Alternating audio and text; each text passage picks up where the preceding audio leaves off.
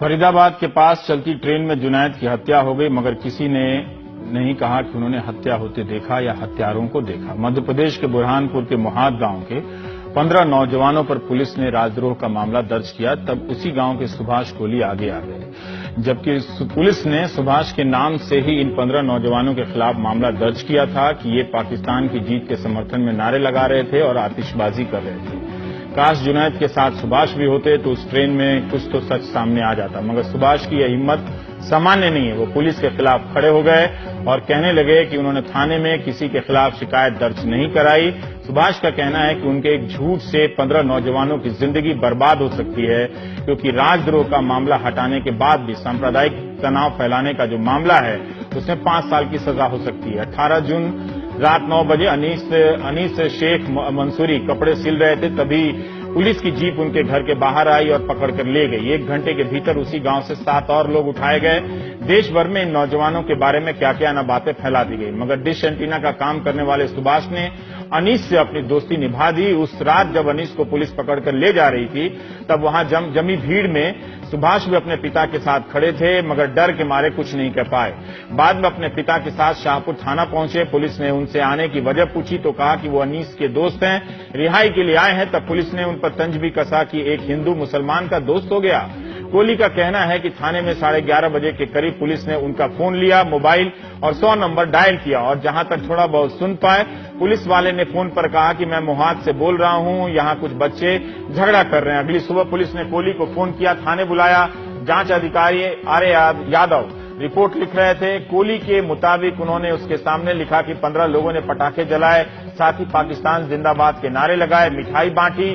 कोहली को रिपोर्ट पर साइन करने को कहा और कोहली ने दस्तखत कर दिए, डरते हुए कि कहीं पुलिस उसी पर कोई केस न लगा दे, यानी कोहली इस मुकदमे के शिकायतकर्ता बना दिए गए। सुभाष कोहली पुलिस से डर गए, मगर उनका ईमान किसी से नहीं डरा। सुभाष अपने ईमान पर कायम रहे और सच बोल दिया कि उन्होंने 15 नौजवानों के खिलाफ कोई शिकायत नहीं की है। यही बात उन्होंने अदालत को दिए हलफनामे में भी कही है। सुभाष का कहना है कि उस रात कुछ लोगों ने गुपचुप तरीके से नारे लगाए, मगर गांव के लोग नहीं, और जिन लोगों ने लगाए वो नारे लगाने के बाद भाग गए। 15 नौजवानों को जमानत तो हो गई है, मगर सुभाष का कहना है कि पुलिस उसे धमका रही है। हमारे सहयोगी अनुराग द्वारी ने सुभाष कोहली से बात की है। सुभाष कोहली, जिनकी शिकायत के आधार पर पुलिस ने पूरा मामला बनाया है, जो खुद कह रहे हैं कि पुलिस ने उनके बयान को तोड़ा मरोड़ा, वो इस वक्त मेरे साथ है। आपको क्या पुलिस धमकी दे रही है? आप सर अभी सर यादव साहब कोर्ट के अंदर है और मुझे कहते हैं कि बोले तू तेरा मोबाइल स्विच ऑफ क्यों आ रहा है, बोले तू यहाँ पे किस लिए आया, बोले तो किसने बुलाया, बोले मैं सच का सामना करना चाहता हूँ। उसमें मुझे पुलिस वाले धमकी दे रहे सर, और उसमें सर रात को 2:30 बजे शनिवार के रात के दिन रात को 2:30 बजे मैं घर पे आती है, मेरी मिसेज घर पे रहती है, और उन्हें कहते हैं कि शाम को उसे पुलिस स्टेशन में भिजवा देना। मैं नहीं चाहता हूँ सर, तक 4 बजे और संडे के दिन आते हैं 4 पुलिस वाले और घर पर कहते हैं कि उसे पुलिस स्टेशन भिजवा देना। इनके कारण सर मेरे को गाँव छोड़ना पड़ा सर 3 दिन के लिए। आप ये कह रहे हैं कि पुलिस के डर से आप?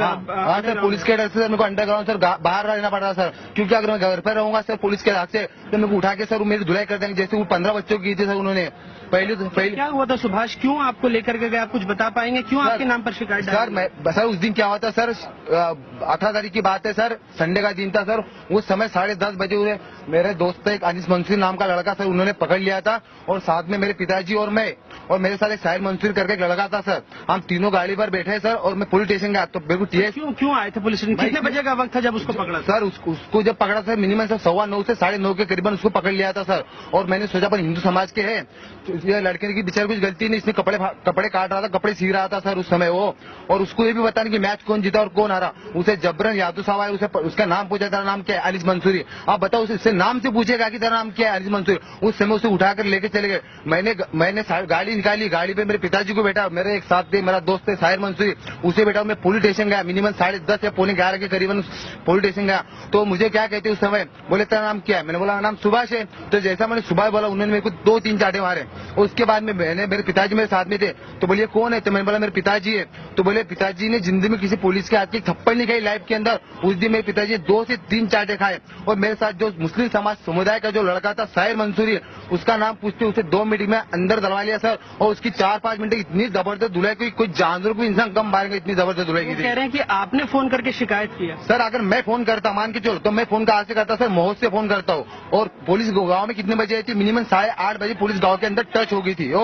तो उसके पास कॉल रिकॉर्ड होंगे सर। जब मैं पुलिस स्टेशन जाता हूँ 10:30 बजे, मेरे मोबाइल के द्वारा वो 11:30 बजे खुद पुलिस स्टेशन से 100 नंबर डायल करते हैं एक पुलिस कर्मचारी, और कहते हैं मैं सुबह बात कर रहा हूँ, मेरे कुछ मोहल्ले के अंदर 4-5 झगड़ा चल रहा है, तो कृपया गाड़ी के। अब वो बताओ, मैं जहाँ से फोन करूंगा तो लोकेशन तो बहुत आना चाहिए ना। अगर मैं वहां से फोन कर रहा हूँ तो पुलिस चौकी से और मेरे मोबाइल के द्वारा फोन करते हैं, 100 नंबर डायल करते हैं, इसका लोकेशन प्राप्त करो, इसकी सीबीआई जांच करवा दीजिए सर। आप उस दिन गांव में थे क्या? गांव वालों ने नारे लगाए थे, पटाखे फोड़े थे मैच के बाद? सर उस दिन मैं गांव में था, मेरे को इतना पता है कि मिनिमम 9 से 8:45 के बीच करीबन पुलिस वाले गांव के अंदर आए।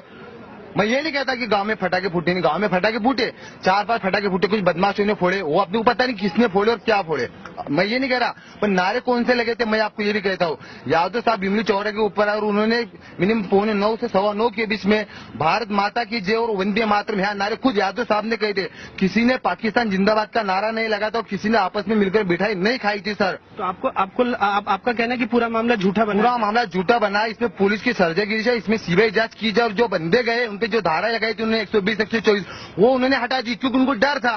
फिर उन्होंने 153 की धारा लगाई। वो बंदे बेगुनाह है तो उन्हें बेगुनाह जैसे उसमें कोई लड़के सिगे पड़े, किसकी शादी हुई, किसके बच्चे घर पे भूखे रो रहे, किसकी है, कोई गांव छोड़ के चले गए। आज उन परिवार की हालत तुम देखेंगे सर तो रोना आता है सर। तो आपके गांव में पूरा हिंदू मुस्लिम भाईचारा और आप उनके लिए आए हैं? सर आपने देखा 1992 से लेके अब तक समझे मेरी उम्र तो अभी उतना मैं जूना पुराना हूँ, मेरे को जहाँ तक समझौता 2007 में यहाँ ब्रह्मपुर में दंगे फसाद हुई थे तो एक महोदी एक अकेला गाँव था, किस गाँव के अंदर केवल मेला भरे गया था, वो भी हिंदू समाज हिंदू मुस्लिम एकता समिति के नाम से भर गया था। पूरे ब्रह्मपुर जिले में किसी स्थान पर मेला नहीं भर गया था उस समय में, क्योंकि दोनों हिंदू समाज मुस्लिम समाज दोनों ने गारंटी ली थी मेले की, और दोनों की ये आज भी कायम रही है कि हिंदू मुस्लिम यहाँ पे अभी तक भी एक दंगा कोई झगड़ा नहीं हुआ है। आपको कोई डर नहीं है पुलिस का? आपको सर मेरे को पुलिस का दबाव है, मेरे को चाहिए, मेरे घर पे पुलिस आना चाहिए। कभी मेरे को कुछ हो जाता है या पुलिस मेरे को लेके जाती है, इसमें टोटल पुलिस की जवाबदारी रहेंगी, मैं क्लियर बता रहा हूँ।